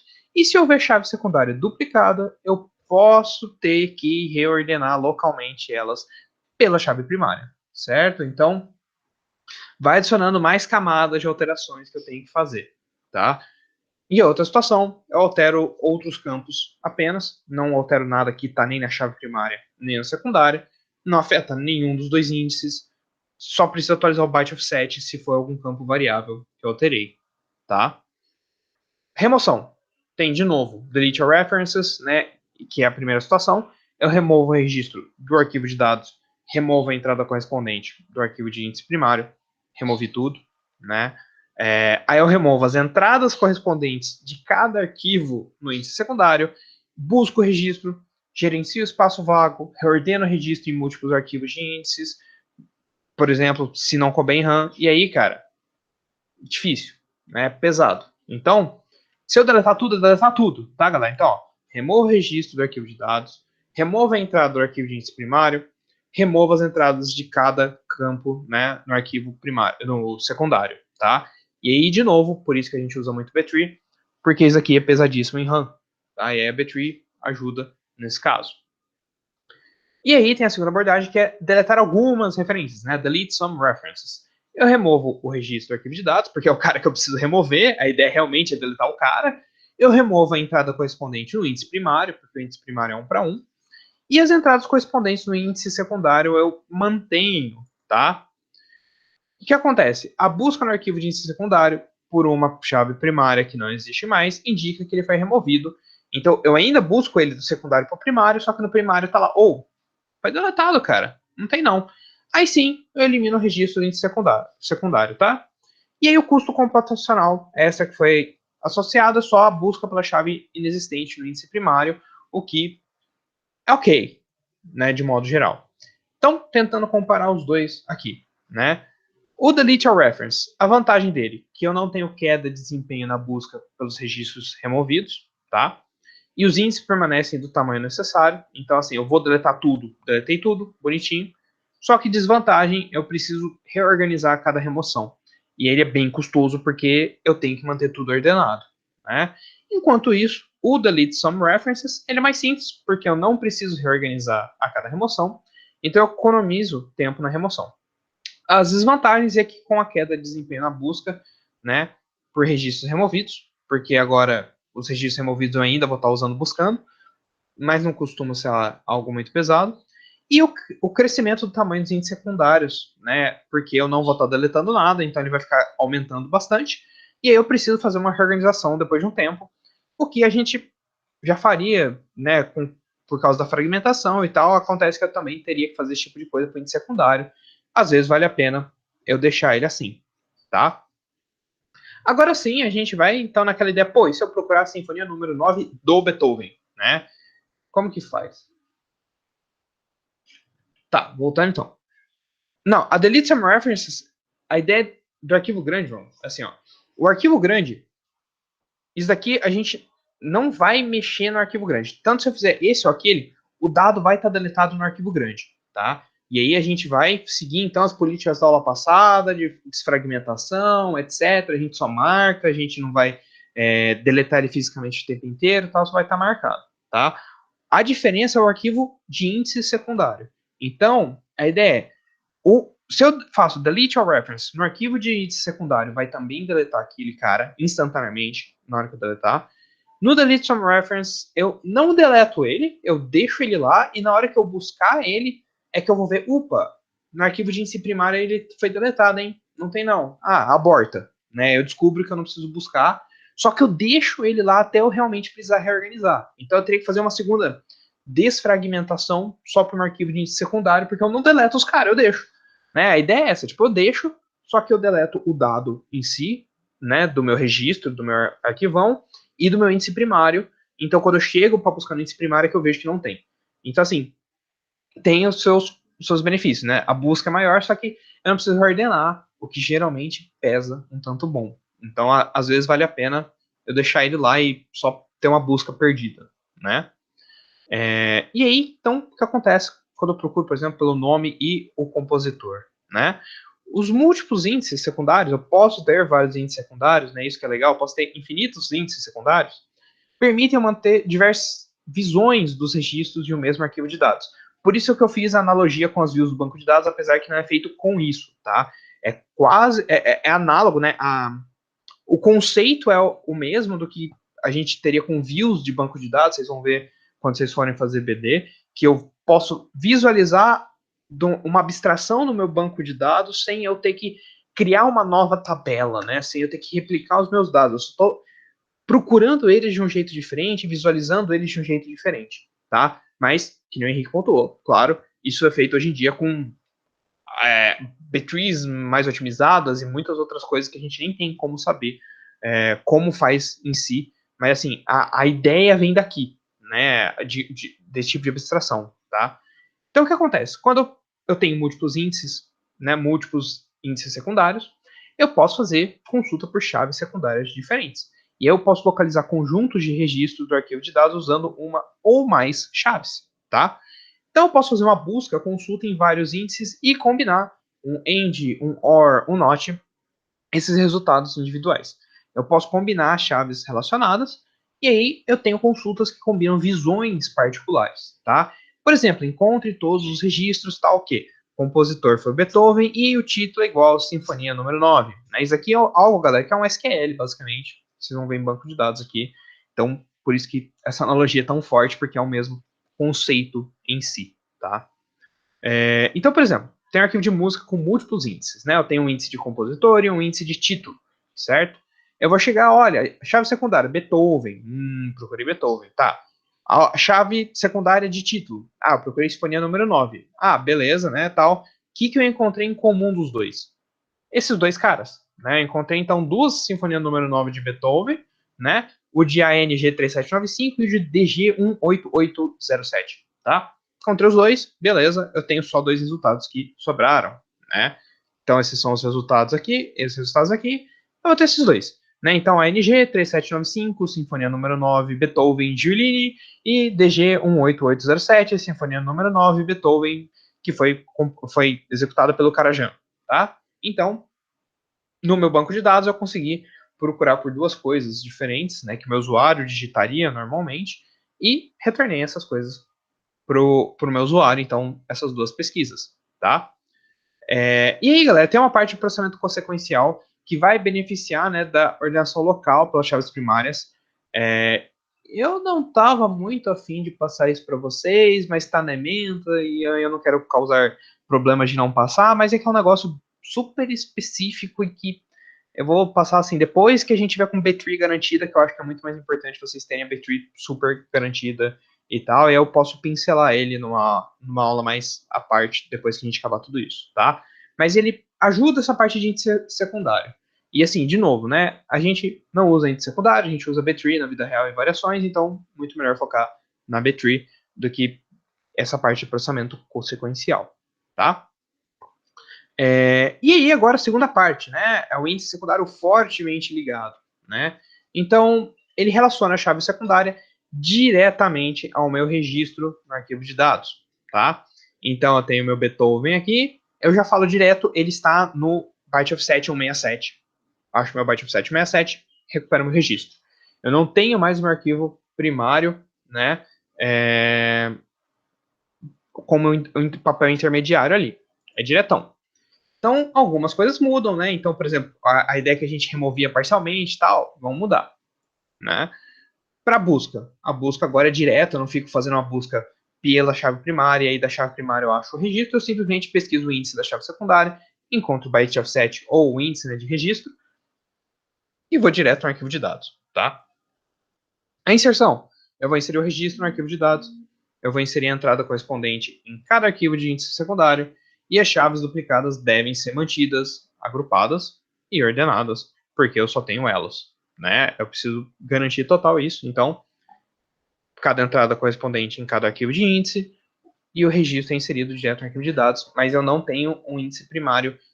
Quer dizer, eu geralmente vou ter um índice primário, só que não é preocupação dessa minha abordagem de índice secundário, né? Então, eu não preciso garantir a redundância, tá? Isso é uma coisa importante quando a gente faz ele direto, tá?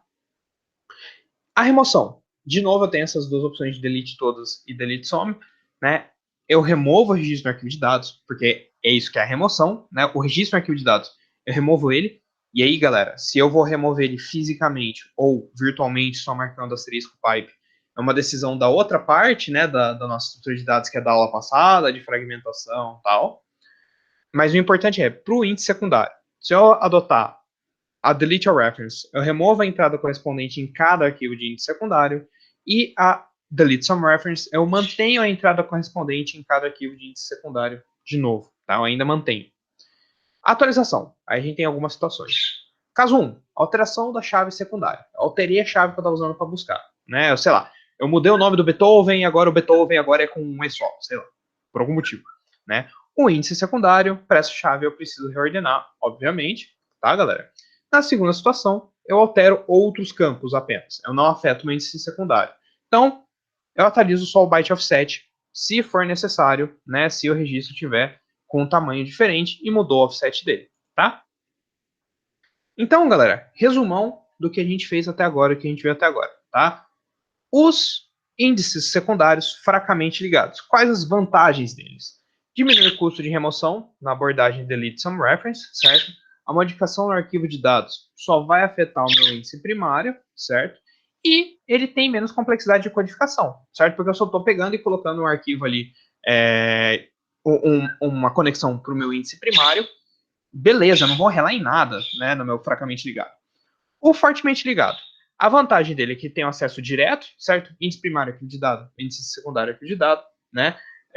Eu não vou ter que fazer aquela redundância, ou garantir que o arquivo, o índice primário está sempre atualizado junto com o que está no secundário e tal. Então, isso é bom para o fortemente ligado. E tem um melhor desempenho na busca, porque ela é mais direta, né? Como eu não vou ter que carregar o índice primário da memória para eu saber onde está o cara, a busca é um pouco mais rápida, tá? Desvantagens, né? O fracamente ligado, o acesso é indireto, né? Grande desvantagem, que eu já tinha falado. O índice secundário acessa o índice primário, que eu preciso carregar na RAM, que acessa o arquivo de dados. E aí eu tenho uma queda no desempenho da busca. Enquanto isso, fortemente ligado, os problemas dele é que eu tenho um custo alto de modificação, certo? As modificações no arquivo de dados afetam todos os índices secundários, assim como eles afetam todos os índices primários. É como se eu tivesse um segundo índice primário, só que agora com uma chave que pode ser repetida, né? E eu tenho uma maior complexidade para programar ele, né? Porque tem que estar lá implementado direitinho, tal. É um pouco mais chato, porque ele precisa ter o acesso aos dados e o byte offset, etc. Tá, pessoal? Bem, isso é o foco principal, então, dos índices secundários, essas ideias do que eles fazem e do que eles não fazem, tá? Então, tranquilo, pessoal, essa parte, né? Deu para vocês entenderem as diferenças e quais as vantagens, como funciona de modo geral esse índice secundário? De novo, galera, vocês não vão implementar isso, eu quero que vocês entendam o conceito, porque o conceito é importante, que é algo que vocês vão carregar esse conceito de visualização, né, dos dados tal para banco de dados e até para as aplicações é legal vocês terem a ideia de como vocês fazerem uma abstração dos dados que você tem para poder ser usado por um usuário de um jeito mais abstrato e tal. Tranquilão aqui? Ô, Léo, Diga. a única coisa que pode levar a escolher o fracamente ligado seria só para ter essa redundância mesmo? Porque, calma aí. Se a gente for ver as vantagens, né, o custo das remoções pode ser melhor, certo? E a modificação dos arquivos dos dados, eu não vou precisar ter afetar tanto o meu fracamente ligado. E ele é mais fácil de implementar. Então, assim, tanto a parte de ser mais fácil de implementar, quanto eu ter um pouquinho menos de problema na remoção, faz ele talvez valer a pena. Então, assim, por exemplo, se vocês tiverem uma aplicação que os dados variam muito, né? Se eu tenho muita deleção de dado, inserção de dado, é um banco que tem muita mudança, não dentro dos registros, mas assim, muitas adições e remoções de pessoas ou de conteúdo dos seus bancos, né? Um negócio que é bem dinâmico. Talvez valha a pena usar o fracamente ligado. Agora, se for algo que é um pouco mais robusto, né, que você não vai ficar deletando pessoas, gente, registros, o que é que seja da sua base de dados, você vai ter bastante busca, você vai ter poucas remoções, etc., talvez valha a pena usar melhor o fortemente ligado. Né? Vai depender do contexto da aplicação, de modo geral. Beleza, Lucas? Porque tem que pensar principalmente nessas duas vantagens, né? Tanto a codificação, claro, pode dar um problema a mais, mas acho que o principal motivo para pensar aqui é as vantagens do fracamente ligado é que a remoção custa menos, tá? E a modificação também não afeta tanto. Então, em uma base de dados mais volátil, principalmente em termos de deleção de registro, provavelmente fracamente ligado é legal, né? Se, perto do fortemente ligado. Agora, se for uma base mais robusta, eu não tenho tanta deleção, eu tenho mais inserção, e eu também não tenho tanta alteração de arquivo e tal, ela é um pouco mais estável, provavelmente fortemente ligado ele é mais legal, tá? Beleza? Tranquilo, Léo, obrigado. Nada. Então, índices secundários melhorados, né? Como que a gente pode resolver alguns dos problemas, certo? A gente viu alguns probleminhas, quais que eram esses problemas. Eu repito minhas chaves secundárias, certo? Os meus arquivos de índices secundários são maiores que o necessário, geralmente, certo? Eu também preciso rearranjar os índices, mesmo quando um novo registro, quando acontece uma inserção, tem um valor de chave secundária que já existe, porque eu preciso reordenar tudo bonitinho. Então, por exemplo, se tiver uma nova gravação da Sinfonia número 9 de Beethoven, né, eu vou ter, então, que rearranjar todos os meus índices, mesmo quando o novo registro já tiver uma chave secundária que existe, que é o Beethoven, certo? E aí a gente tem algumas soluções. Tem um vetor de tamanho fixo, por exemplo, quando a gente fala dos índices fracamente ligados, ou seja, que tem o índice primário existente ali. Eu posso associar um conjunto de chaves primárias, né, de tamanho fixo, a cada chave secundária. E aí, como eu já tenho um conjunto ali, eu não preciso ficar a cada um atualizando. Eu já tenho um vetor definido e falo, ó, o Beethoven vai ter para ele 10, 20 chaves primárias alocadas já previamente, se vira aí. Né? Eu espero que não passe disso e aí eu gasto um pouco de espaço, mas pelo menos eu não preciso ficar mexendo sempre. Opa. Aí então, por exemplo, tem o Beethoven e eu já tenho aqui um monte de chave alocada para ele. O Coreia só tem um registro, mas ele ainda tem 4 espaços para ele. O Dvorak também, e assim vai. Já está previamente alocado, né? No meu arquivo do índice secundário já está alocado esse espaço. Tá? Então não preciso realocar, não preciso reorganizar, nem nada, porque já está ali, né, espaçado. Então, fisicamente, galera, se eu adicionar uma chave, não preciso mais jogar todos esses caras para frente, que é o que a gente discutiu que precisaria ser feito, né? A gente só vai adicionando até caber. Claro que eu tenho que chutar um valor que funciona bem, e aí depois, se eu tiver que aumentar ainda, eu vou ter que fazer essa remoção, mas ele funciona como um bufferzinho ali, para não ter que fazer essa alteração sempre. E, claro, gastando memória em troca, tá? Então eu elimino entradas com chaves secundárias duplicadas, agora só tem um cara que vai ter vários registros, e não é necessário reordenar o índice a cada inserção de registro com chave secundária já existente. Sim, realmente. Porém, é limitado a um número fixo de repetições da chave, e quanto maior esse número, maior a fragmentação interna do arquivo de índice. Né? Então, talvez não compense a eliminação das chaves duplicadas. Talvez eu só deixe a chave lá e é isso. Né? E aí tem a solução 2, que é a que o Henrique já falou, que é chatinha de implementar, que é a lista invertida. Né? Então, para índices fracamente ligados, de novo, que passa pelo índice primário para achar de fato onde está o dado no meu arquivo, cada chave secundária é associada a uma lista encadeada de chave primária que tem que estar ordenada. Então, galera, o Beethoven, ele está apontando, tem um ponteiro para uma lista encadeada de chaves de registros ali do meu índice primário. O Coreia tem uma lista que só tem um item, mas ele aponta para uma lista de registros do índice primário. Né? Então, isso aqui é a visão conceitual dele.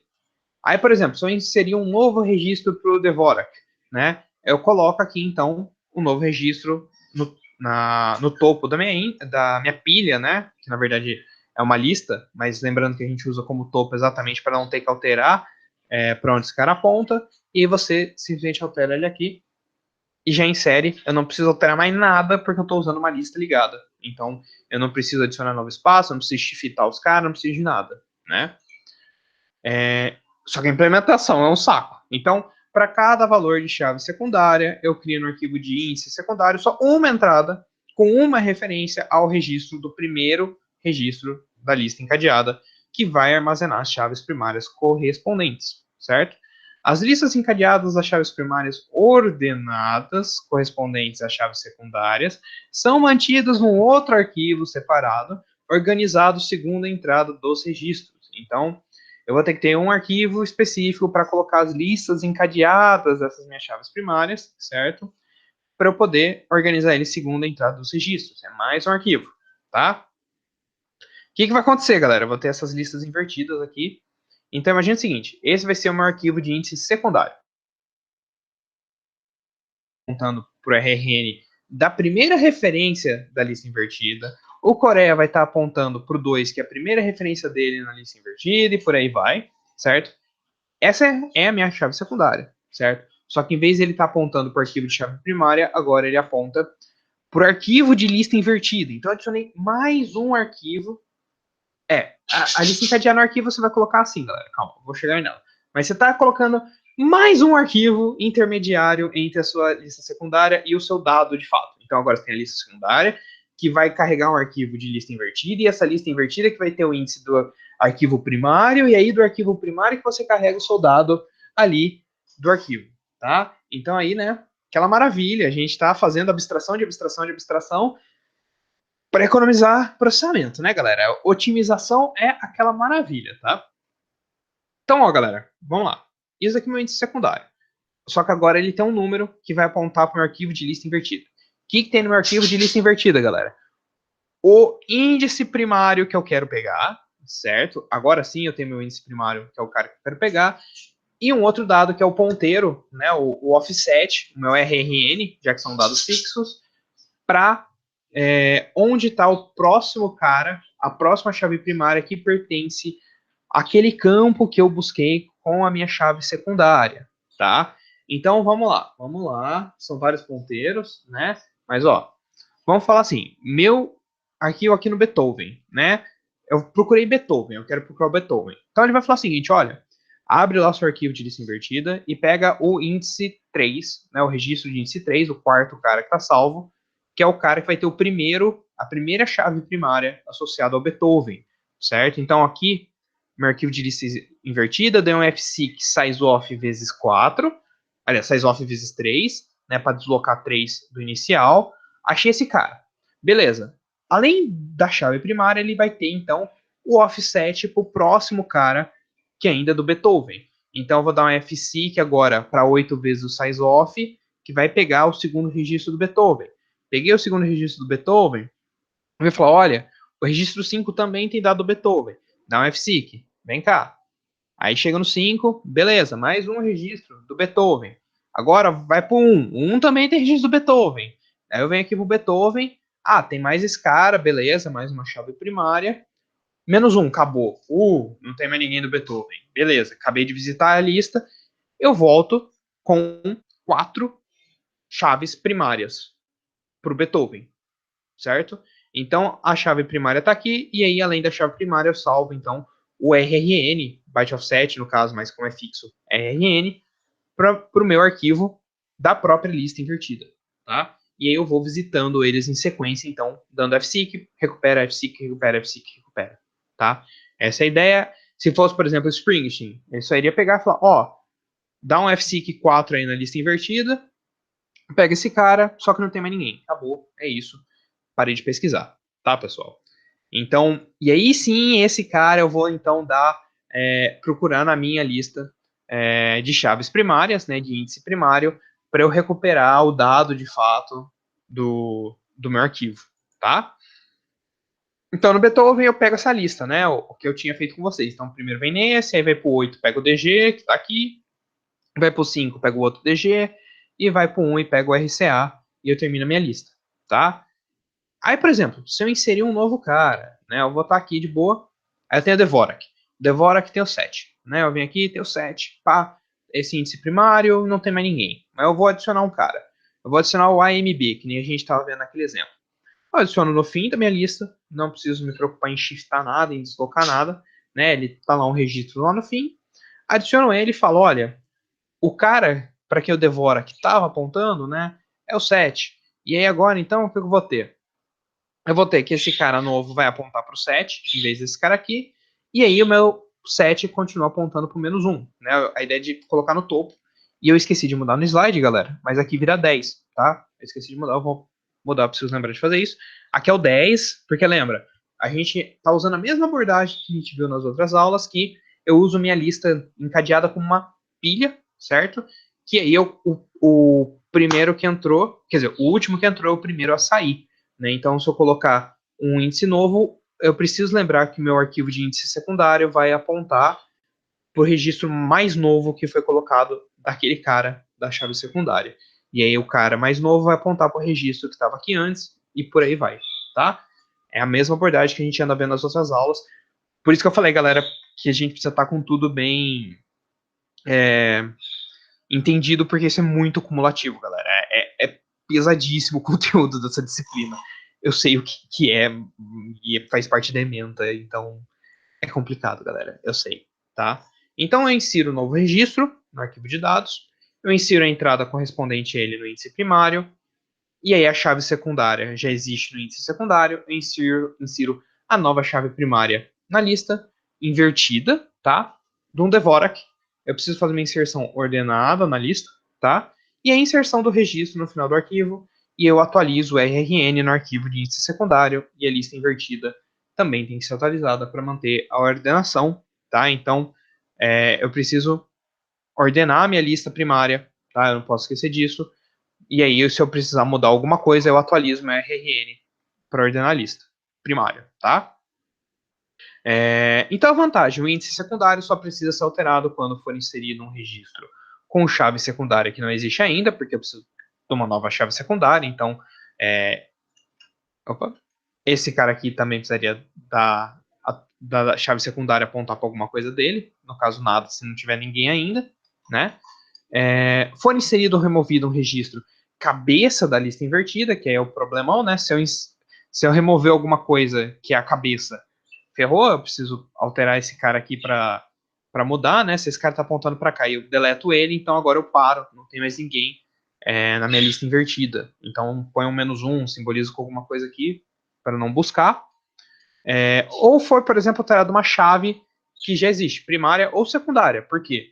Né? Se eu alterar a chave primária, esse cara aqui tem que mudar. Né? Eu posso continuar apontando para ele, mas esse valor da minha lista invertida tem que mudar. E se for a secundária, é alguém aqui que vai ter que mudar.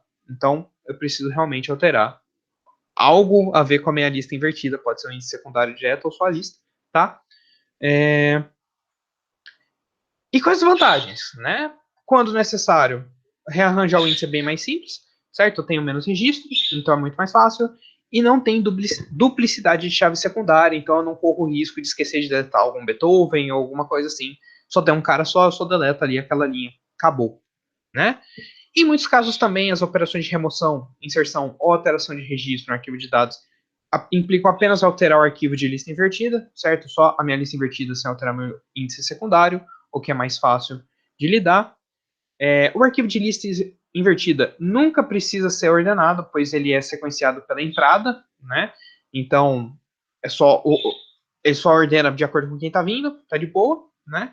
A única preocupação é encadear cada lista de forma ordenada segundo a chave primária, certo? A ordenação lógica da chave primária, encadear ela bonitinho.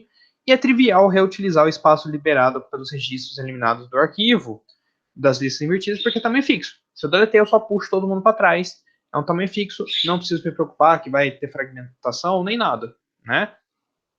Desvantagens. Para acabar a aula, só falta isso.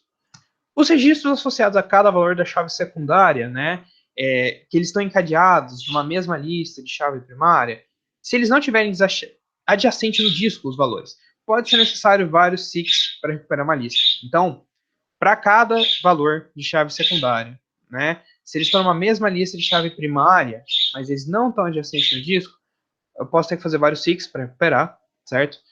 O ideal, então, seria manter o índice e as listas em RAM. Quando não é possível, é recomendável pensar em outras estruturas, como B-tree, tá? E aí, última slidezão, índice seletivo. Né? O índice secundário não precisa cobrir todo o arquivo de dados, tá? Eu posso ter um índice de música do gênero rock, um índice de música lançada depois de 1980. Dependendo da aplicação, né, a operação e os usos dos dados, eu posso fazer isso, tá? Então, eu posso ter índices que cobrem só uma parte dos meus dados, tá? E é isso, galera. Deu certinho para acabar a aula. Eu falei que era bem pesado. Mas assim, galera, eu quero só que vocês entendam o conceito de índice secundário, tá? Vocês não precisam decorar tudo. Eu quero que vocês tenham uma ideia do que está acontecendo, porque é uma abordagem útil para abstração de dados de modo geral, tá? E o conceito disso é legal. Só 106 slides, porque eu gosto de dividir slide e deixar contexto grande para não ficar tudo pequenininho, né? Porque senão ficar ruim de ler e de entender. Eu gosto de separar os conceitos por slide, mas acaba ficando bastante slide, sim. Foi pesadinho, eu sei, galera. Mas eu quero que vocês foquem bem em índice primário, que aí a gente faz o exercício na terça focado nisso, que é a parte mais importante, mais interessante mesmo, tá, pessoal? Do índice secundário, eu quero que vocês entendam o conceito geral só, beleza? Só 106 slides, só vão. Tranquilão, galera. Dúvidas? Tá suave? Todo mundo tranquilo? Vão digerindo aí os exercícios com o tempo. Eu esqueci de colocar os slides hoje antes da aula. Desculpa, gente. Verdade. Eu esqueci, desculpe, Yara. Antes de você mandar a imagem, a mensagem, eu já lembrei disso. Não, desculpa, galera. É que foi difícil fazer todos esses slides. Eu fiquei literalmente desde ontem, às 11 da noite, até antes da aula, terminando de fazer todas as tabelas, velho. É foda. É foda. Era muita tabela pra fazer. Sim. Não, tranquilo. Eu vou postar agora já. Eu fiquei tempo pra caramba fazendo esse slide, cara. Vocês não têm noção. É muita tabela. Mas de boa. Tranquilão, pessoal. Eu vou postar já os slides, aí eu já tento postar até amanhã o vídeo dessa aula e da aula passada, que eu ainda não tive tempo de postar também. Beleza? E aí eu já deixo todas as aulinhas lá. Tranquilão, pessoal. É isso, então. Vou parar de gravar. Brigadão por terem vindo.